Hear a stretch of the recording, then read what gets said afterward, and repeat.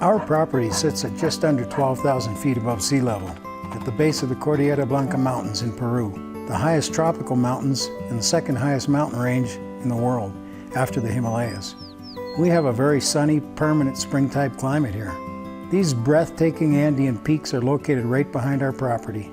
Any number of 3-hour hikes will bring you to the base of peaks over 20,000 feet high. Our neighbors are all native herders and farmers. They speak Quechua, the native language of the Andes, as well as Spanish, although some of the elders only speak Quechua. And while you feel you're in the middle of nowhere, the city of Huaraz is just a 20-minute drive away. You can see the town from the property.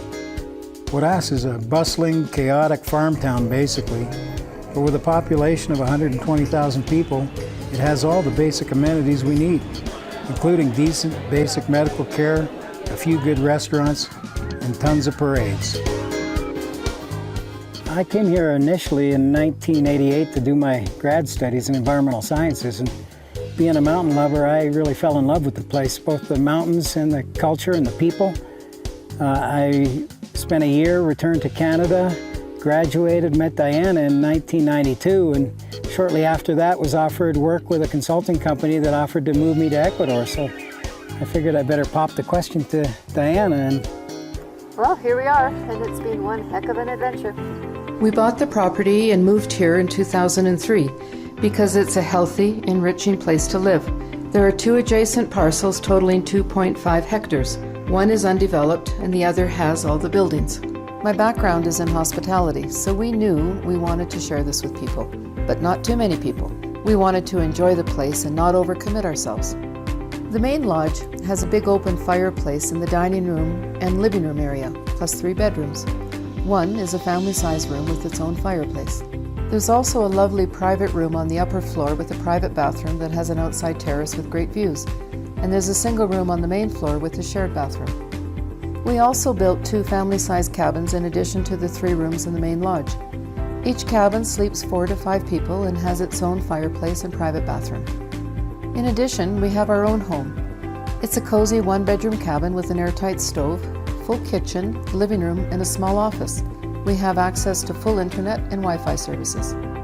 There's also a 3-bedroom cabin with an airtight stove and kitchen that our assistant manager and her family live in. There's a big outdoor fire pit with a Native American teepee that sleeps 3 people on single beds. There's a large sauna with change rooms, showers, and an outdoor cookhouse, all of which provides a sort of luxury camping experience. In all, we can accommodate about 25 people. The guests we receive here are all pretty like-minded people, positive, free-spirited adventurers, out to get the most out of life every day. Some very accomplished people have graced our dinner table. Sometimes it feels like it's just a big dinner party with friends every night, and there's plenty of opportunity to develop the business further. The center of the property, maybe 50% of the land area, remains undeveloped. There's 2 things that have always been our priorities here. First, maintaining excellent relationships with our neighbors, and second, living a healthy and environmentally sustainable lifestyle.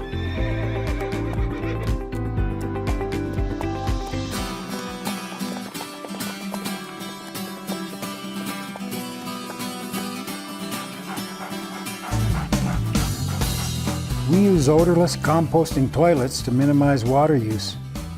All human manure is composted with the horse manure to produce fertilizer for our pasture. If you love horses like we do, this is paradise. Endless community trails with no fence lines.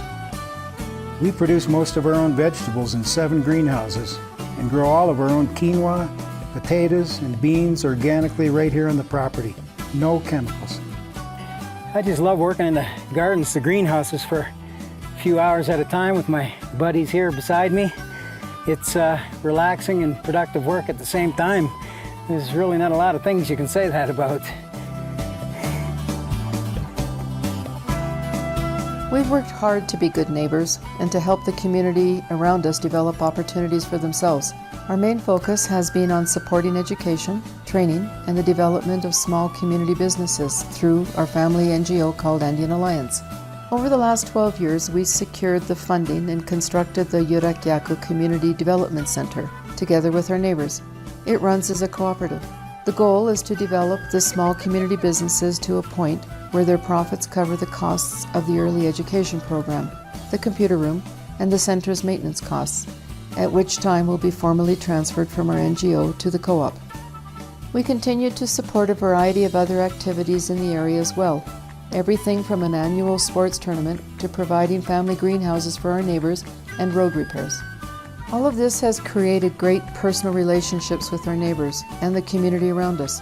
We feel privileged to be invited into their homes and join in their family celebrations. We feel we've truly crossed the cultural divide, and it's really rewarding to us personally.